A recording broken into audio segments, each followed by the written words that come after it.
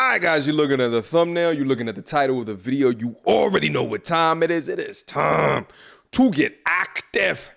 Now, let me set this video up abundantly correctly. I was over on my Instagram at Mediocre tutorials and reviews. There's a link to it down in the description box down below if you want to follow your boy. My plan is to go live up there way more often than what I currently am, so make sure that you follow so you know when that happens. Anyway, I was over on my IG, was perusing the grams, came across a message that was sent to me by a young scholar. In the message, it said, TED Talk has Lizzo coming in, and look what she will be speaking about. I'm going to play this snippet right here, which is a preview of a talk that she gave that is not currently released as of me recording this video. Okay? We're going to go over the snippet, and we're going to come back for some thoughts. Without further ado, my ass has been the topic of conversation. My ass has been in magazines. Rihanna gave my ass a standing ovation.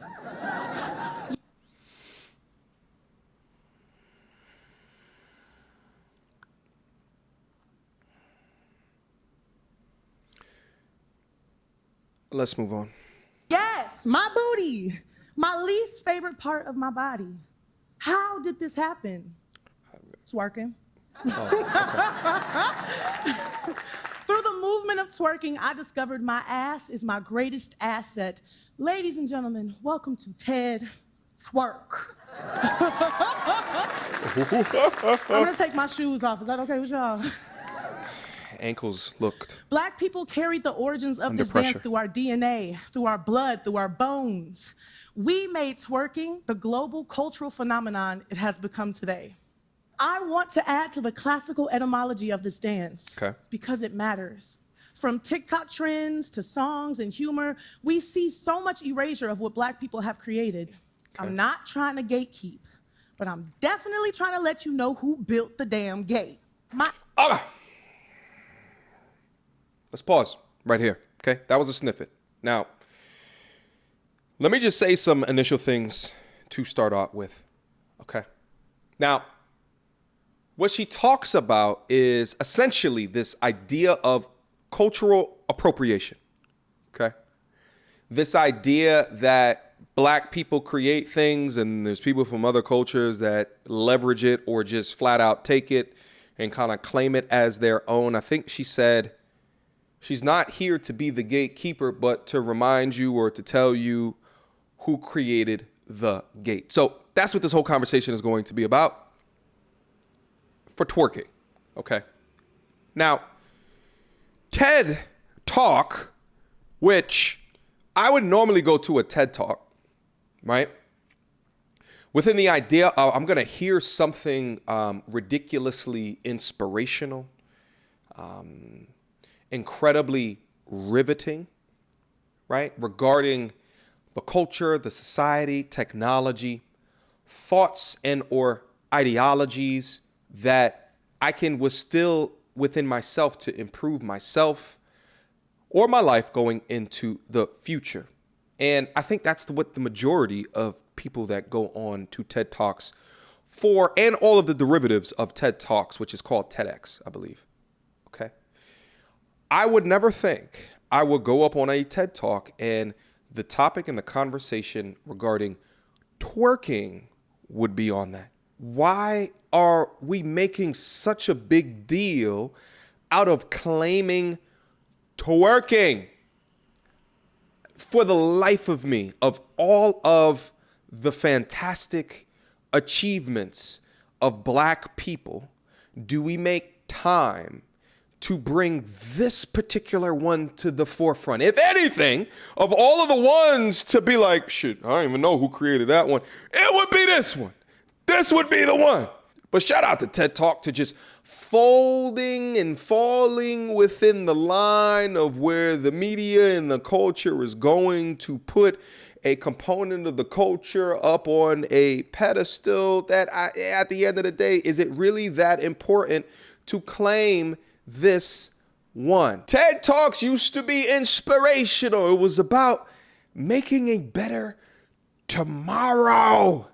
But now it appears is that they've given complete and utter way to this sexual liberation, this accept my truth, this I didn't even know that my ass was my best feature until I threw it with a granty panty on in front of millions of people. Is this what we've come to, that we've established our best asset off of what we could put on a computer, on a smartphone screen, and gyrate in unbecoming fashion in front of all of these people that act as if it looks good to them? I expected more from you, Ted.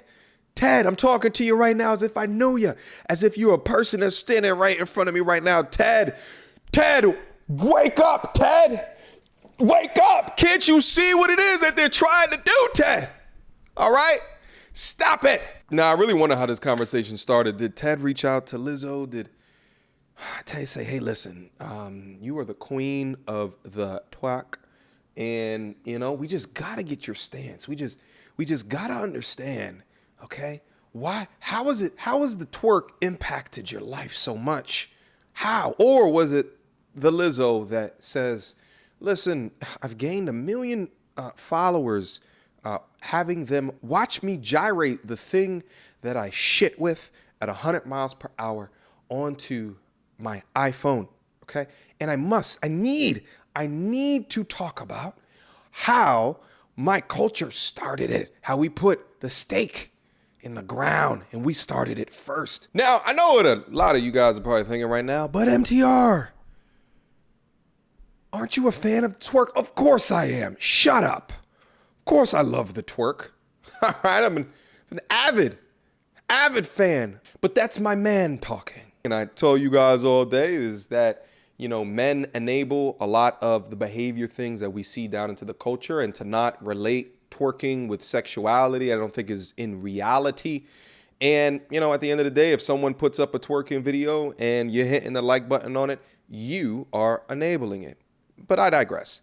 I'm talking from the position of a currently dating man and not the position of a father, okay? A father that might have a young daughter who might be exposed to the sexualized version of dancing.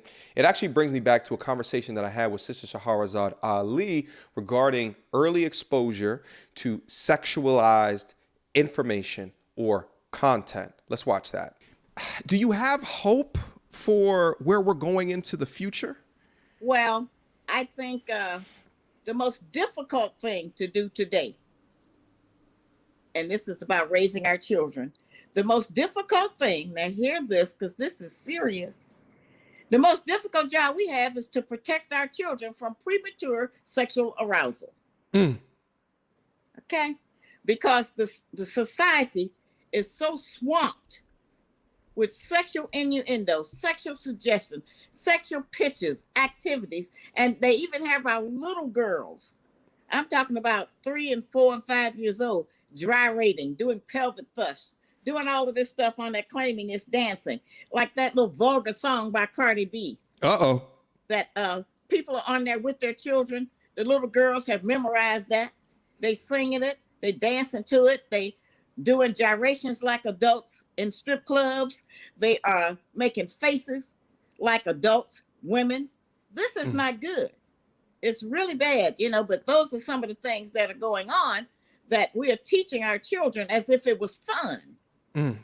See, the word fun and happiness has not ever appeared in any holy book we had. The Bible, the Torah, the Quran. Ain't no promise from God about no fun. We have to get things in order, and then maybe we can have some peace. That's what we're striving for, because that's the one thing we don't have. And the fact is that today it's damn near impossible to try to hide these types of images to young people who can just simply get on a Twitter and see a clip. And now that information is now into their lexicon of how to govern their life. So I ask again, why is this something that we want to hold on to so much? And just even to think that the history of it didn't look like as it does today, okay?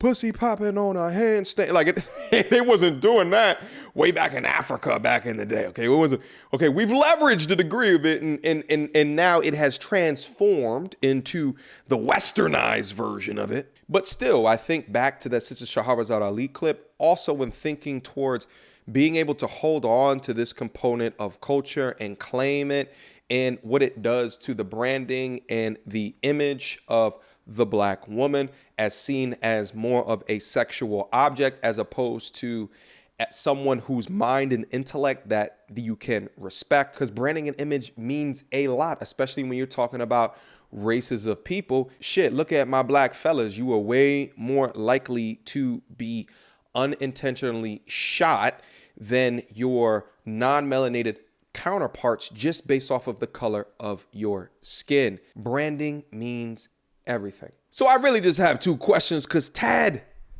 my G, it just seems like, what, are you guys scraping from the bottom of the barrel at this point? Why? Why are you putting this out on the front street? And then question two, what is so important about keeping this as, no, we started this, we created this. Don't you guys take this one from us. We got this one. What is the big deal? I got to hear you guys' thoughts. I got to hear your opinions. Let's drop it down in the comment box down below and let's have a conversation. Until next time, YouTube. Peace.